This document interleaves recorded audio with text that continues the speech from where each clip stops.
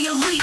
Aim and stack tall, reaching for the sky. Side hustle flow, never gonna die. Wallet on slow, pockets never dry. Rolling with the squad. Insufficient funds.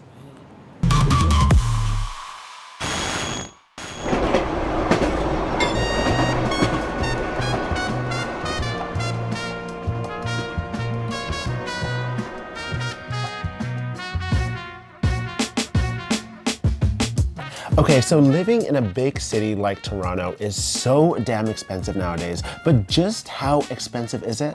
I got a chance to talk to finance YouTubers Steph and Den to help break down just how much it is. Two different studies that we found. One was just for the absolute essential basic expenses, right? So I think a one bedroom apartment, they said was $2,200 a month. I feel like if anything, that's going kind of low. Just the basics. Yeah. They said $3,500 a month, which ends up being about $42,500 a year.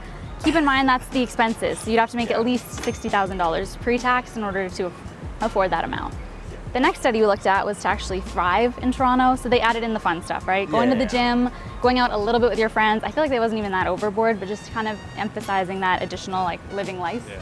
And they said in that case, $5,000 a month, which would be about $60,000 a year. You'd have to make at least $85,000 a year in order to afford that. Now let's put that in perspective. The average person living in Toronto only makes $57,000.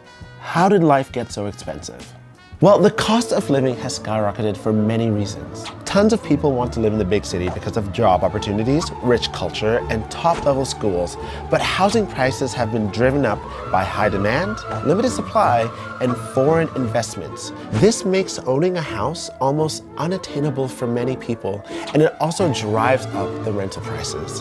Secondly, our salaries haven't kept up with inflation and the rising costs of things such as food, transportation, and other necessities. These prices are being driven up by climate change, energy costs, and supply chain issues that was a result from events like the pandemic. So this leaves many of us in a financial squeeze where our basic expenses take up most of our income. Finally, the freelance economy and contract work have become more common with companies, meaning a lot of people don't have stable, well-paying jobs that include benefits. This leaves the question, are young people actually making enough to afford to live in a big city? I went on the streets to find out.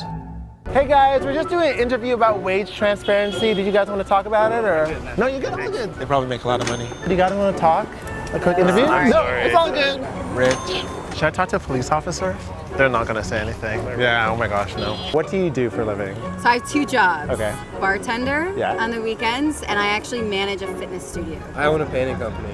I'm a preschool teacher. I'm a national rhythmic gymnastics coach. I'm an ICU nurse. I'm just a personal investor. I'm a senior policy advisor for the Ministry of Education. Approximately how much do you make? About 30,000. Right around like 30K. Like $40,000 a year. I'm at like 25 an hour. I make about 100 grand a year. In the 70K range. 70K range. Yeah. All I'll say is it's been a very good year. Okay, if we're not making $85,000 or more in our regular jobs, how are we supposed to afford to live in the big city? Well, we turn to side hustles.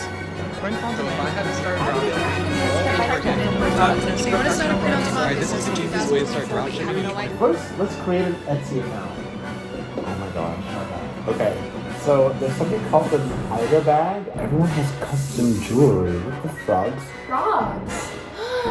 I love frogs. If we sell 1,000 eggs, we can get 30 grand. And to feel bad that we're ripping people off. We need to see how much money we can get from TVO. We can make so much money in profit. I need to step away from this. We're done for the day, guys. Jesus Christ, Ida bags. Well, we failed. We made $0. Actually worse, we ended up in the negative. Most of these side hustles like drop shipping and print on demand were scams or a pyramid scheme to sell their own courses online. So why don't these side hustles work? I think the biggest thing that we look at when it comes to side hustles is that there's two types. Yeah. There's the gimmicky side hustles and then there's the impactful side hustles. Yeah. Those all fall under the gimmicky side hustles, right? Those are ones where you're not really providing real value to people, or even if you are, it's not sustainable for you, and maybe the work that you put in isn't actually giving you that reward back. Also, passive income. I think people love to talk about passive income. It doesn't happen, at least at first, right? Passive income comes from a lot of work at the forefront, right, that you're putting into it, unless you get really lucky. Some people get really lucky, right? We were definitely not part of the lucky few, but Lucas, Laura, and I decided to do side hustles that brought people value. Lucas decided that he would become a live statue and busk around the city. I actually quit the competition. Laura will be selling her old clothes on Poshmark and consignment stores. This is a yes. I'm definitely gonna try to sell this. Very cute though. I mean, God, what? I don't want to give this away. I want to keep this one. And I will become the best goddamn Uber Eats delivery driver Toronto has to offer. Let's see who makes the most money. Yeah, I'm keeping up. I'm keeping up. It's not a very fast biker. That was scary. He's so flustered. I've never seen him like this. Oh God, wait, I got one. Okay, it's gonna make me $3. Oh my gosh, I'm so excited. Oh, I'm going the wrong way. Wait, Davenport. Where's Davenport? How did I do this?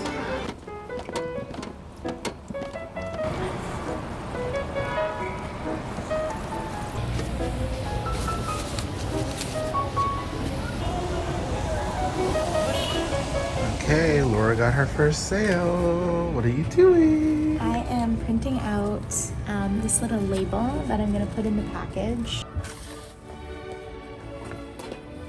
I'm taking this so seriously. For $15. Stop, this is so This is adorable. I think I should be a business owner.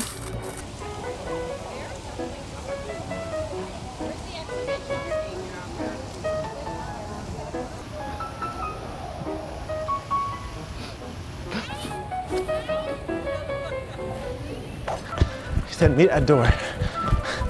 Does that mean his door? His door. I got luck on my bike. Take one of my stickers and one of these little baggies for Steven for my very first, oh. God. Oh my God.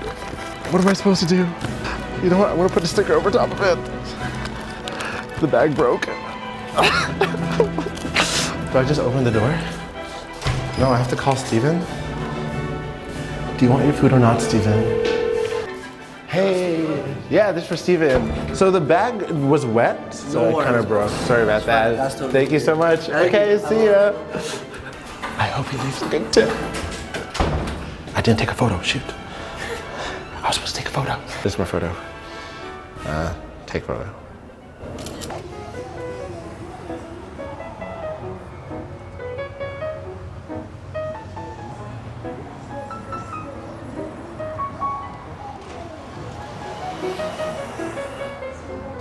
Like, I'm kind of already addicted to this feeling.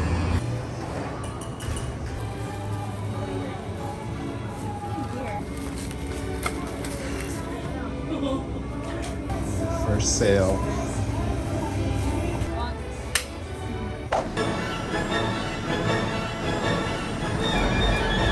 No, it's 384. Where the heck is 386?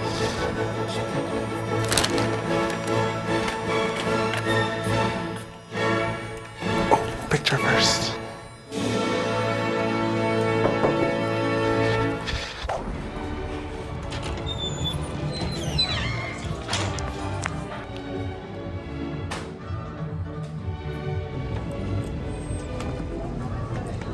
Okay, so we've been to 2 locations. People want to watch and they want me to do things, but they don't want to tip. I'm trying to stand on one leg so I could like get more attention as a statue, and it's still not really working. I don't know if this is for me. Before we reveal the winner of our little competition, I asked Steph and Den what are their tips on becoming financially free. Our 3 main tips would honestly be, number 1, creating a budget, making sure that you're avoiding lifestyle creep. I feel like this one's probably the biggest one. That's basically just any time that you make more money, you start to spend more money. The second one is you have to be investing as much as possible and as early as possible.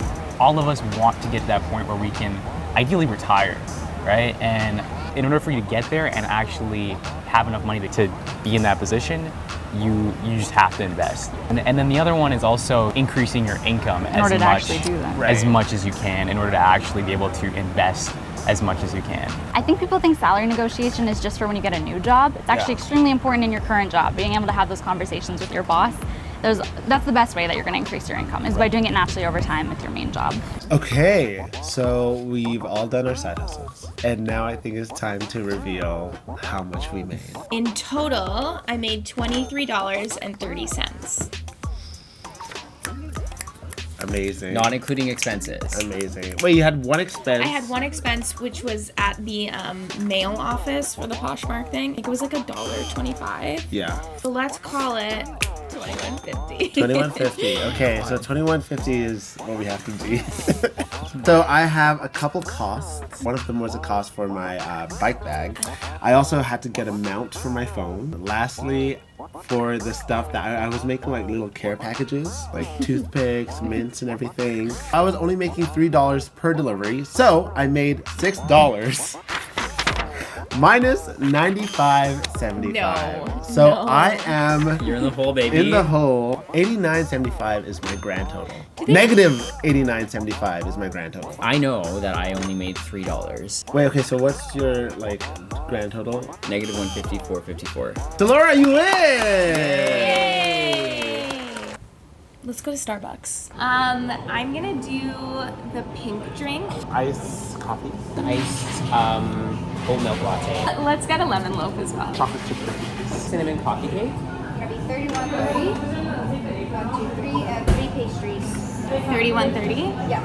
Okay.